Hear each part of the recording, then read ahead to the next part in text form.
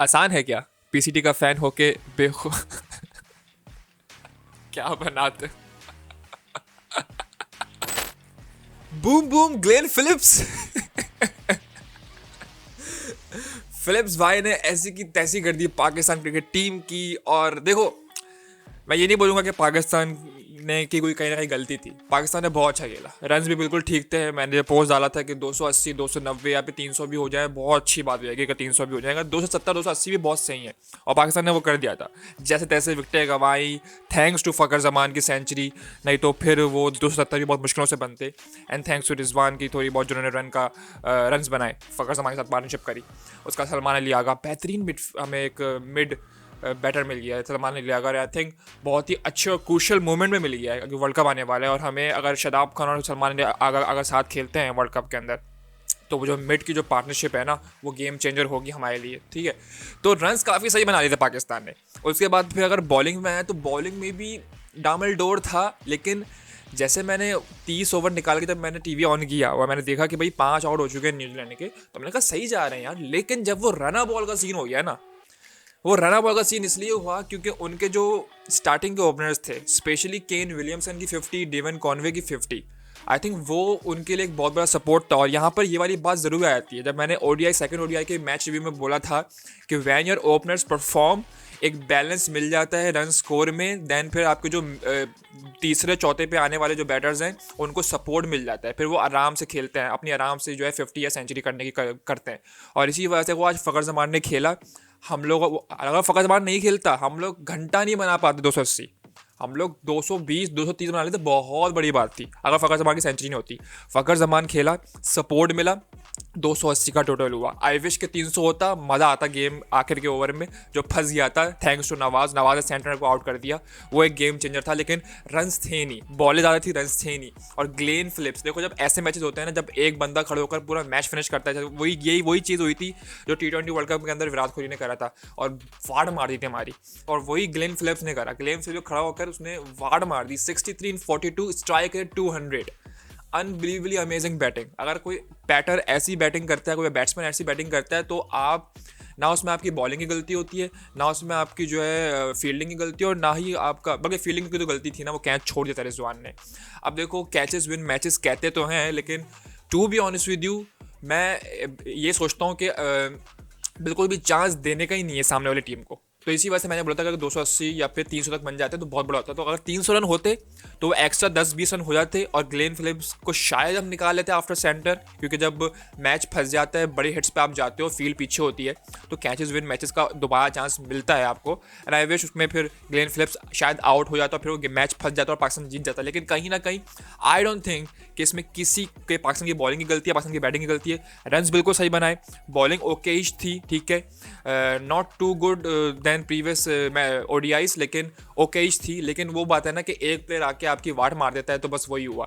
Glenn Phillips ने outstanding performance दी, बेहतरीन innings खेली, और यहाँ पर इनके 63 रन, क्रूशल 63 रन हो गए, और न्यूजीलैंड को उन्होंने सीरीज जिता दी। Once again we lost another home series, और यहाँ पर उंगलियां फिर से उठ रही हैं। वंस अगेन मैं बोलूँगा कि बाबर आजम ने जो करना था वो कर दिया है। He is on is own league, and मैं तो वही ज़िंदगी भर सपोर्ट करता रहूँगा जब तक बाबर आजम इस टीम में। As a captain, without captain मुझे नहीं पता क्या होगा। हमारे हाथ में तो नहीं है, हम यहाँ पे बैठ के तो सपोर्ट दिखा सकते हैं, लेकिन हमारे हाथ में नहीं है। वो नजम सेठी वगैरह सबके जो पीसीबी के जो बैटरी खत्म हो गई थी कैमरे की। खैर, तो मैं क्या कह रहा था, मैं यही कह रहा था कि भाई ग्लेन फिलिप्स एक अकेला बंदा आके खड़ा होता है और फिर वार्ड मार देता है पूरे निज़ाम को, जो एक प्रॉपर निज़ाम में चल रहा होता है गेम। और पाकिस्तान जो है कहीं ना कहीं उसके दिमाग में हो गया था कि यार विकेट निकालनी है 5, हमारा गेम हाथ में है और हम सीरीज़ जीत सकते हैं। लेकिन ग्लेन फिलिप्स वंस अगेन, और यही ग्लेन फिलिप्स ने जो है पिछले मैचेस में T20 वर्ल्ड कप के अंदर भी परफॉर्म किया, और मुझे यही डर लग रहा था कि सारा टक ना जाए, और ये टिक गया। और अगर यहाँ पर ये बात भी आती है कि अगर हमारे पास शाहीन शाह अफरीदी होता तो मे बी थोड़ा सा गेम चेंज होता, क्योंकि बहुत बहुत ज़्यादा लैग कर रहा था हसनैन, एंड बहुत ज़्यादा लैग कर रहा था वसीम। नसीम जो है बिल्कुल ओके, ठीक है, उन्होंने अच्छा परफॉर्मेंस दी, लेकिन वसीम 2 विकेट लेके 35, और मोहम्मद नवाज़ ने 53 दिए और 1 विकेट लिए सिर्फ। मोहम्मद नवाज़ बिल्कुल भी नहीं चले। बाकी जो हसनैन ने तो बहुत ही ऑफ सीन हो गया उसका, तो बहुत ज़्यादा जो स्पेशली जो नो बॉल डाली उसने एंड में। तो आई थिंक वंस अगेन वही बोलूँगा कि कोई ना बॉलिंग की गलती थी ना बैटिंग की गलती थी, ओके ही था सब सीन, बस वो ग्लेन फिलिप्स जो है ना उसने अपनी जो है ना परफॉर्मेंस दिखा दिया, उसने बता दिया कि वो क्यों न्यूजीलैंड की टीम के अंदर है। अब चलते हैं इस मूड को, हारे हुए मूड को। देखो मैं इतना कोई डिसअपॉइंटेड नहीं हूँ क्योंकि ये कोई वर्ल्ड कप का कोई सेमीफाइनल या फिर फाइनल तो था नहीं। हाँ होता है इसमें टेबल के ऊपर फ़र्क पड़ता है, लेकिन स्टिल आई थिंक हमने बहुत अच्छी क्रिकेट खेली है एंड आई थिंक हमें बैटिंग के ऊपर और क्योंकि बॉलिंग को तो हम लोग लैग कर रहे हैं। आई विश के शाहिन शाह अफरीदी की इंजरी जल्दी ही वो वापस आए, जब वो वापस आएंगे तो बॉलिंग में बहुत फ़र्क देखने को मिलेगा, ये तो हम सबको पता है।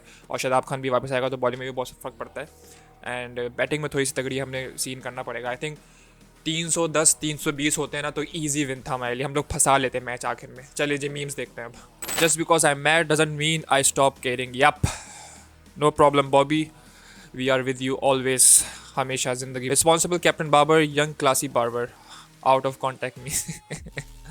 या ये नॉस्टैल्जिया हो गया भाई।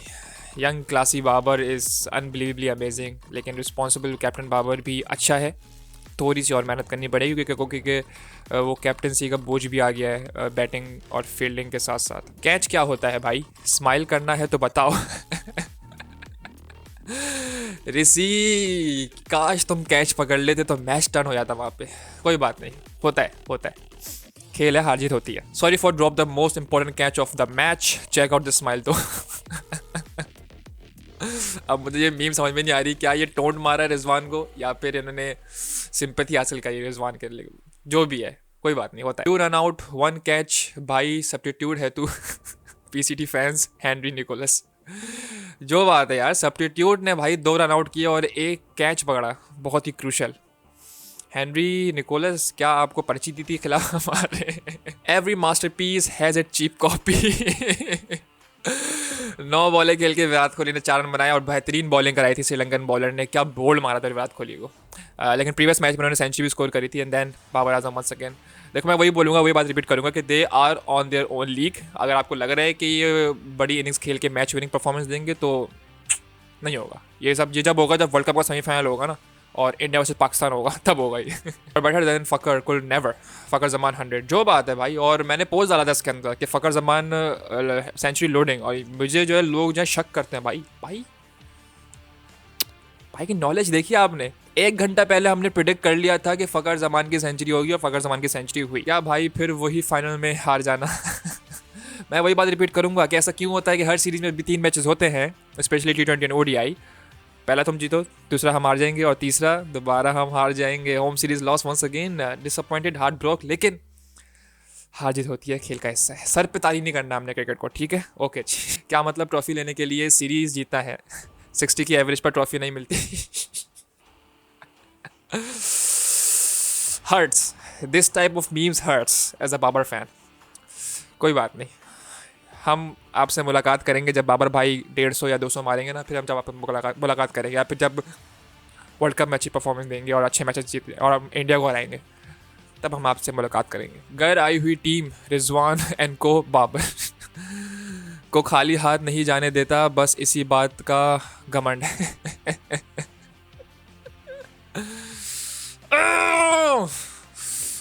As a Babar fan this type of memes hurts. Team number 1 पर नहीं आ सकती, लेकिन हमारा प्लेयर तो नंबर 1 पर है। Let's go Bobby. आसान है क्या पीसीटी का फैन होके बेखो। क्या बनाते।